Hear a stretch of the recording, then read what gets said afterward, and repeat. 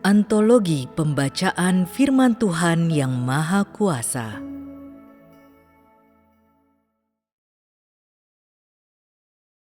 Penafsiran rahasia firman Tuhan kepada seluruh alam semesta.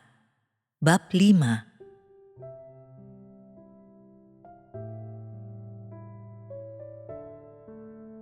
Ketika Tuhan membuat tuntutan kepada manusia yang sulit untuk mereka jelaskan, dan ketika firman-Nya menembus langsung ke dalam hati manusia, dan orang menyerahkan hati mereka yang tulus kepadanya untuk Dia nikmati, Tuhan kemudian memberi mereka kesempatan untuk merenung, membuat keputusan, dan mencari jalan untuk melakukannya. Dengan cara ini, semua orang yang adalah umat-Nya akan sekali lagi dengan tangan terkepal dalam kebulatan tekad mempersembahkan seluruh keberadaan mereka kepada Tuhan. Barangkali beberapa orang dapat membuat rencana dan menyusun jadwal harian, sementara mereka bersiap untuk memobilisasi diri mereka sendiri untuk bekerja keras, mengabdikan sedikit tenaga mereka untuk rencana pengelolaan Tuhan, agar membawa kemuliaan bagi rencana ini dan mempercepatnya menuju penyelesaian. Tepat ketika orang-orang menyimpan mentalitas ini, memegang erat hal-hal ini dalam pikiran mereka saat mereka mengerjakan tugas-tugas, saat mereka berbicara, dan saat mereka bekerja, Tuhan kembali mulai berbicara. Suara Rohku adalah ungkapan dari seluruh watakku. Apakah engkau semua mengerti? Semakin bulat tekad manusia, semakin dalam kerinduannya untuk memahami kehendak Tuhan, dan semakin sungguh-sungguh mereka akan merindukan agar Tuhan membuat tuntutan terhadap mereka. Karena alasan ini, Tuhan akan memberikan kepada manusia apa yang mereka inginkan, memanfaatkan kesempatan ini untuk menyampaikan firman-Nya yang telah siap tetapi lama tertahan ke relung yang terdalam dari keberadaan mereka. Meskipun firman ini mungkin tampak agak keras atau kasar, bagi umat manusia firman itu terdengar manis tak ada bandingannya. Tiba-tiba hati mereka berbunga-bunga dengan sukacita, seolah-olah mereka berada di surga atau telah dipindahkan ke alam lain. Surga imajinasi yang nyata, di mana urusan dunia luar tidak lagi mengganggu umat manusia. Untuk menghindari kemungkinan bahwa manusia akan, yang biasa mereka lakukan di masa lalu, berbicara dan bertindak secara lahiriah semata, dan karena itu gagal untuk meletakkan landasan yang tepat, begitu apa yang manusia rindukan di hati mereka telah tercapai, dan terlebih lagi, begitu mereka bersiap untuk pergi bekerja dengan penuh semangat, Tuhan tetap menyesuaikan cara bicaranya dengan mentalitas mereka, dan dengan cepat dan tanpa menahan diri, menyangkal semua semangat dan ritual agamawi yang mereka pegang di dalam hati mereka. Sebagaimana Tuhan telah katakan, "Sudahkah engkau semua sungguh-sungguh melihat pentingnya hal ini? Apakah sebelum atau sesudah manusia menetapkan tekad mereka pada sesuatu, mereka tidak terlalu menganggap penting mengenal Tuhan dalam perbuatannya atau dalam firman-Nya, melainkan terus merenungkan pertanyaan, apa yang dapat kulakukan untuk Tuhan? Itulah masalah utamanya." Inilah sebabnya Tuhan berkata, "Dan engkau semua berani menyebut dirimu sebagai umatku di hadapanku. Engkau semua tak tahu malu, apalagi berakal sehat." Segera setelah Tuhan mengucapkan perkataan ini, manusia langsung tersadar dan seolah-olah sedang tersengat listrik. Mereka dengan segera menarik tangan mereka untuk menyelamatkan jiwa mereka, sangat takut akan membangkitkan murka Tuhan untuk kedua kalinya. Di samping itu, Tuhan juga berkata, "Cepat atau lambat, orang-orang sepertimu akan diusir dari rumahku. Jangan coba memperdaya diriku, menganggap bahwa engkau telah menjadi kesaksian bagiku." Mendengar perkataan seperti ini, manusia menjadi lebih takut, seolah-olah mereka telah melihat seekor singa. Mereka tahu betul di hati mereka, mereka tidak ingin dimakan oleh singa, sementara di sisi lain, mereka sama sekali tidak tahu bagaimana meloloskan diri.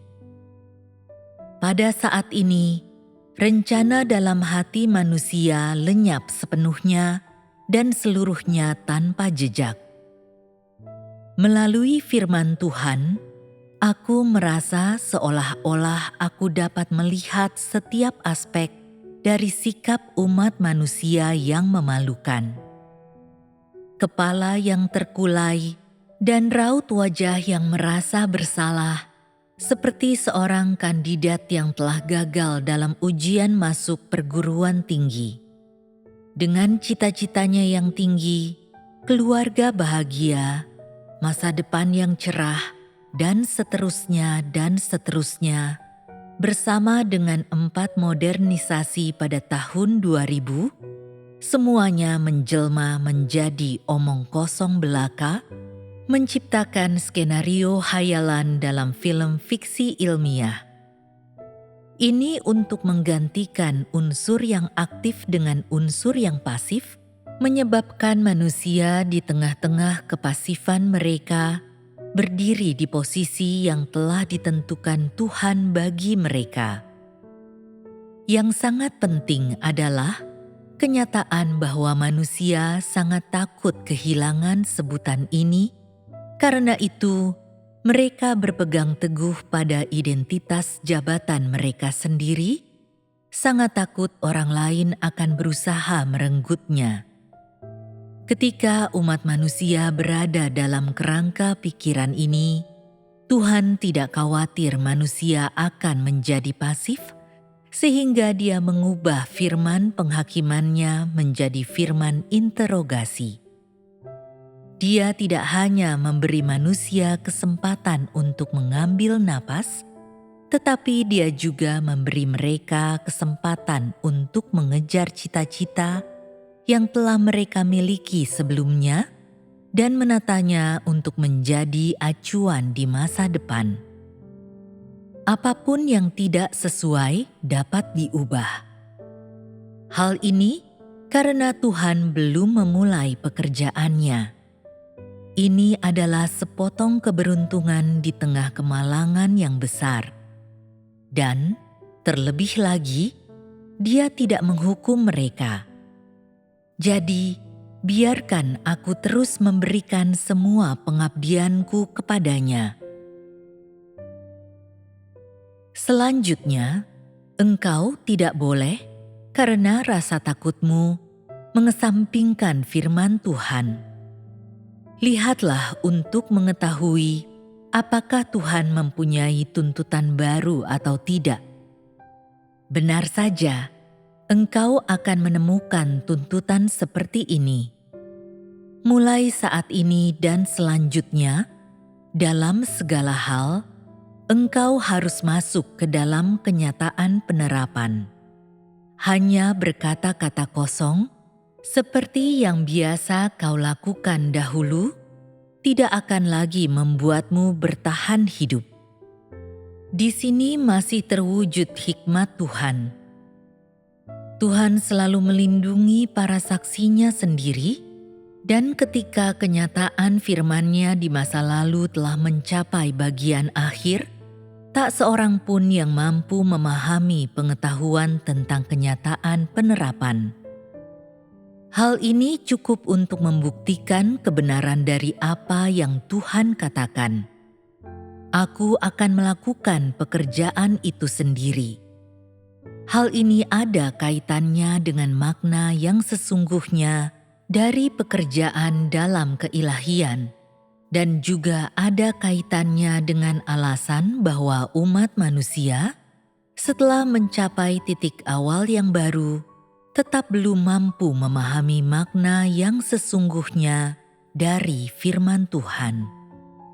Ini karena di masa lalu sebagian besar orang terjebak pada kenyataan dalam firman Tuhan, sedangkan di masa kini mereka sama sekali tidak mengetahui tentang kenyataan penerapan, hanya memahami aspek yang dangkal dari firman ini, tetapi tanpa memahami esensinya. Bahkan yang lebih penting, itu karena pada masa kini, dalam pembangunan kerajaan, tak seorang pun yang diperkenankan untuk ikut campur, tetapi hanya menaati perintah Tuhan seperti robot. Ingatlah hal ini dengan baik. Setiap kali Tuhan menyinggung masa lalu, Dia mulai berbicara tentang situasi aktual pada masa kini. Ini adalah bentuk pembicaraan yang menciptakan kontras yang mencolok antara apa yang terjadi sebelumnya dan sesudahnya, dan karena alasan ini, Dia dapat mencapai hasil yang jauh lebih baik, memungkinkan manusia untuk menyandingkan masa kini dan masa lalu, dan dengan demikian menghindari membingungkan perbedaan antara keduanya. Ini merupakan salah satu aspek dari hikmat Tuhan, dan tujuannya adalah untuk mendapatkan hasil dari pekerjaan itu. Setelah ini, Tuhan sekali lagi menyingkapkan keburukan umat manusia, agar umat manusia tidak akan pernah lupa makan dan minum firman-Nya setiap hari, dan bahkan yang lebih penting lagi, agar mereka mengenal diri mereka sendiri dan menganggap hal ini sebagai pelajaran yang darinya harus mereka pelajari setiap hari.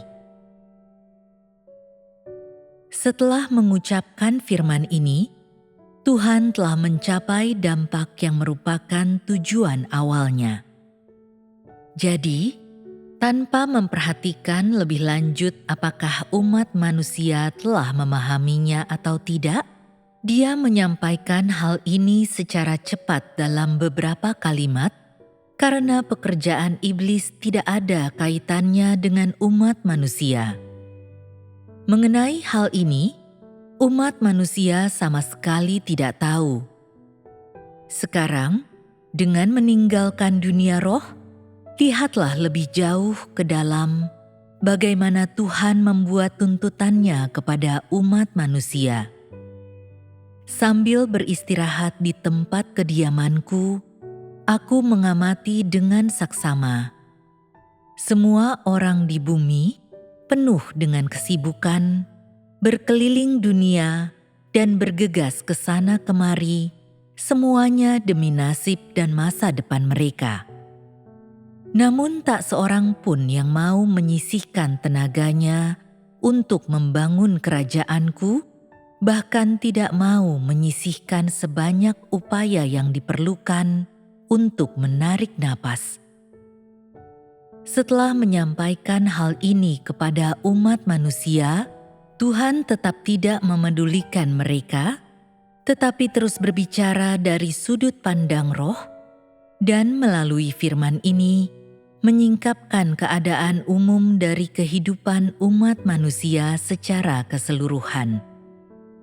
Jelas diketahui, dari berkeliling dunia dan bergegas ke sana kemari, bahwa kehidupan manusia sama sekali tidak memiliki makna jika bukan karena penyelamatan Tuhan yang Maha Kuasa, dan terutama bagi mereka yang dilahirkan dalam keluarga besar garis kekaisaran Tiongkok yang semakin memudar, orang-orang akan lebih cenderung untuk menjalani seluruh kehidupan dengan sia-sia, dan mereka akan lebih baik jatuh ke dalam dunia orang mati atau neraka daripada datang ke dalam dunia. Di bawah kekuasaan Sinaga Merah yang sangat besar, mereka telah, tanpa sepengetahuan diri mereka sendiri, menyinggung Tuhan, dan karena itu, secara alami dan tanpa disadari, jatuh di bawah hajaran Tuhan. Karena alasan ini, Tuhan mengambil telah menyelamatkan dan tidak tahu berterima kasih dan menempatkan keduanya dalam kontras satu sama lain, sehingga manusia dapat dengan lebih jelas mengenal diri mereka sendiri dan dari sini menciptakan sebuah kontras untuk kasih karunia-Nya yang menyelamatkan. Bukankah ini memberikan hasil yang jauh lebih efektif? Tentu saja, hal itu terjadi tanpa aku harus mengatakannya secara tegas bahwa dari isi perkataan Tuhan, manusia dapat menyimpulkan adanya unsur teguran, unsur penyelamatan dan permohonan, dan sedikit isyarat kesedihan. Membaca firman ini, manusia tanpa sadar mulai merasa tertekan dan tidak mampu menahan air mata. Namun Tuhan tidak akan dikekang karena beberapa perasaan sedih, demikian pula Dia tidak akan karena kerusakan seluruh umat manusia meninggalkan pekerjaannya dalam mendisiplinkan umatnya dan membuat tuntutan kepada mereka. Karena hal ini, topik-topiknya langsung menyinggung perkara-perkara seperti yang terjadi pada masa kini, dan terlebih lagi, Dia menyatakan kepada umat manusia kemegahan ketetapan administratifnya sehingga rencananya akan terus maju. Inilah sebabnya, mengikuti semua hal ini dengan cepat dan memanfaatkan kesempatan dengan sebaik-baiknya, Tuhan mengumumkan pada titik yang kritis ini sebuah ketetapan untuk masa itu. Sebuah ketetapan yang harus dibaca manusia, memperhatikan setiap klausul dengan saksama sebelum mereka dapat memahami kehendak Tuhan. Tidak perlu membahas hal ini lebih lanjut sekarang. Manusia hanya harus membaca dengan lebih saksama. Saat ini, engkau semua, kelompok orang yang ada di sini, merupakan satu-satunya kelompok yang benar-benar dapat melihat firman Tuhan. Meskipun demikian, dalam mengenal Tuhan, manusia masa kini telah tertinggal jauh dari siapapun di masa lampau. Hal ini membuat cukup jelas tentang seberapa banyak upaya yang telah diinvestasikan iblis dalam diri manusia selama beberapa ribu tahun ini, serta sejauh mana iblis telah merusak umat manusia. Sedemikian parahnya, sehingga terlepas dari banyaknya firman yang telah Tuhan ucapkan, umat manusia tetap tidak memahami dan juga tidak mengenal Dia, tetapi malah berani bangkit dan menentangnya secara terbuka. Karena itu, Tuhan seringkali mempertunjukkan manusia pada zaman dahulu sebagai perbandingan bagi manusia zaman sekarang, untuk memberikan referensi yang realistis kepada manusia zaman sekarang yang bodoh dan dungu. Karena manusia tidak memiliki pengetahuan akan Tuhan, dan karena mereka tidak memiliki iman yang tulus kepadanya, Tuhan telah menyatakan bahwa umat manusia kurang dalam kualitas dan nalar. Karena itu, Dia berulang kali menunjukkan toleransi kepada manusia dan memberi mereka penyelamatan. Terjadi peperangan mengenai masalah ini dalam alam roh adalah harapan iblis yang sia-sia untuk merusak umat manusia sampai taraf tertentu, membuat dunia menjadi kotor dan jahat, sehingga menyeret manusia ke dalam lumpur bersamanya dan menghancurkan rencana Tuhan. Namun, rencana Tuhan bukanlah untuk menjadikan seluruh umat manusia menjadi orang-orang yang mengenal Dia, melainkan memilih sebagian dari mereka untuk mewakili keseluruhan dan meninggalkan sisanya sebagai produk limbah, sebagai barang cacat untuk dibuang ke tumpukan sampah.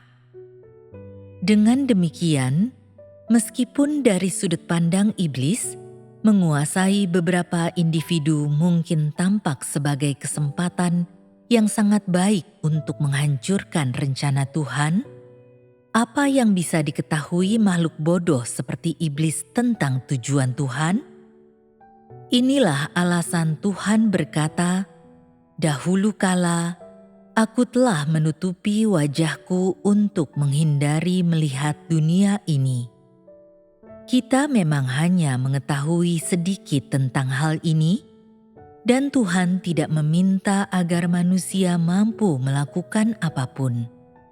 Sebaliknya, Dia ingin mereka menyadari bahwa apa yang dilakukannya adalah ajaib dan tak terselami, dan menghormatinya di hati mereka.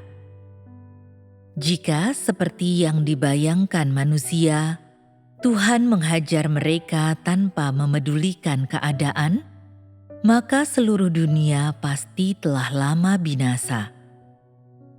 Bukankah ini sama saja dengan jatuh tepat ke dalam perangkap iblis? Karena itu, Tuhan hanya menggunakan firman-Nya untuk mendapatkan hasil seperti yang ada dalam pikirannya, tetapi jarang ada fakta yang muncul. Bukankah ini merupakan contoh dari apa yang dikatakan firman-Nya? Jika aku tidak merasa kasihan pada kurangnya kualitas, nalar dan wawasanmu, maka engkau semua akan binasa di tengah hajaranku, dimusnahkan dari kehidupan. Meskipun demikian, sebelum pekerjaanku di bumi selesai, aku akan tetap bersikap lunak kepada umat manusia